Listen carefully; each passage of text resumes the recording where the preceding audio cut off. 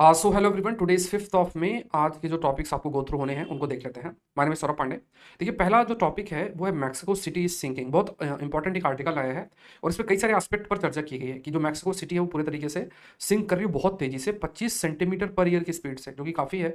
Mexico city का देखिए location अगर आप देखेंगे तो नीचे कहा जाता है कि एक एंशियंट लेक है, एंशियंट लेक बेड है इस तरीके से।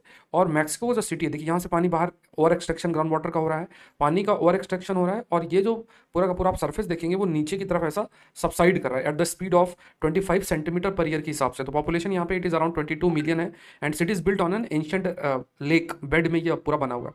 अब देखिए कहा गया कि देखिए बहुत अधिक जो ग्राउंड वाटर उसकी पंपिंग है, इससे भी क्या है कि एक्यूफर की साइज रिड्यूस हो रही है, पॉपुलेशन लगातार बढ़ती जा रही है। तो इससे पॉपुलेशन की वजह से देखिए इंफ्रास्ट्रक्चर काफी बनाया जा रहा है और ये पूरा जो प्रेशर है वो नीचे की तरफ बढ़ रहा है और ये भी पूरा खाली हो रहा है, वैक्यूम क्रिएट हो रहा है और नीचे की तरफ आपका जा रहा है। तो ये एक इंपॉर्टेंट मतलब एक डेवलपमेंट आप कह सकते हैं इन द सेंस की जोग्राफिकल कंटेक्स्ट में अगर देखा जाए। इवन ये भी कहा गया है कि कुछ ऐसे पार्ट्स हैं जो कि 2 सेंटीमीटर पर मंथ के हिसाब से नीचे जा रहे हैं, मतलब सिंक आपके हो रहे हैं। कई सारे ऐसे जैसे cathedrals, metropolitan cathedrals build from 1573 है, वहाँ पे भी वो स्ट्रक्चरल लीनिंग हो रहा है, ऐसा स्ट्रक्चर पूरा नीचे की तरफ जो है वो जा रहा है। तो ये सब देखने को मिल रहा है। अब इसमें देखिए सारा जो डेवलपमेंट है वो नोटिस किया जा रहा है बाय यूजिंग निसार सैटेलाइट, जो कि नासा और इसरो के बीच के सैटेलाइट था, जो कि जॉइंट मिशन नासा और इसरो का था। और इसमें जो भी डेवलपमेंट है वो इस सो कॉल्ड सैटेलाइट के माध्यम से, जैसे क्योंकि निसार है उसमें इवन थोड़ा सा चेंज भी होगा लैंड के अंदर, उसको ऑब्जर्व कर सकता है। Even natural disaster, antarctic changes, climate change impacts, volcano risk, fault line changes, हर चीज़ ये ऑब्जर्व जो है वो कर सकता है। नेक्स्ट देखते हैं, what does the latest ruling means for the forest right act. देखिए इलाहाबाद हाईकोर्ट ने लखनऊ बेंच की उसने बहुत इंपॉर्टेंट एक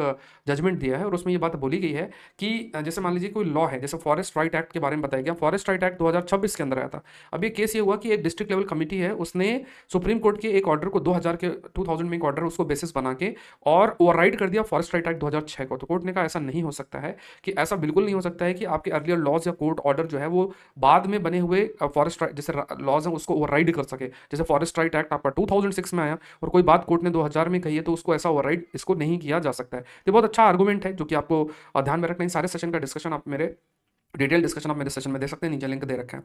अब देखिए इसमें एक और दूसरा जो टॉपिक आ जाता है वो है sovereignty of Airways, media misuse and election integrity. इसमें देखिए हमें कुछ पॉइंट्स देखने हैं। जिस मॉडल कोड ऑफ कंडक्ट है, पहली बार ड्राफ्ट किया गया था केरला 1960 के अंदर, फिर इलेक्शन कमीशन फॉर्मलाइज्ड 1968 में, इसको रिवाइज किया गया 1974 में, 1979 में part 7 on party in power add किया गया, 1991 के अंदर strong enforcement begin under T in session. अब इसमें कहा गया कि देखिए आर्टिकल 3 to 4 के तहत जो इलेक्शन कमीशन है, it has a wide power to conduct fair and fair election. और इवन इलेक्शन कमीशन जो है वो इशू कर सकता है, इवन सस्पेंड भी कर सकता है party recognition under election symbol order 1968। इसमें पार्ट 7 बहुत महत्वपूर्ण आप याद रखिए, जिसमें कहा गया कि mixing official role with election campaign, ये नहीं अलाउड है, ये चीज़ नहीं आपका किया जा सकता। और इसके बाद रिप्रेजेंटेशन ऑफ पीपल एक्ट का सेक्शन 1, 2, 3 सब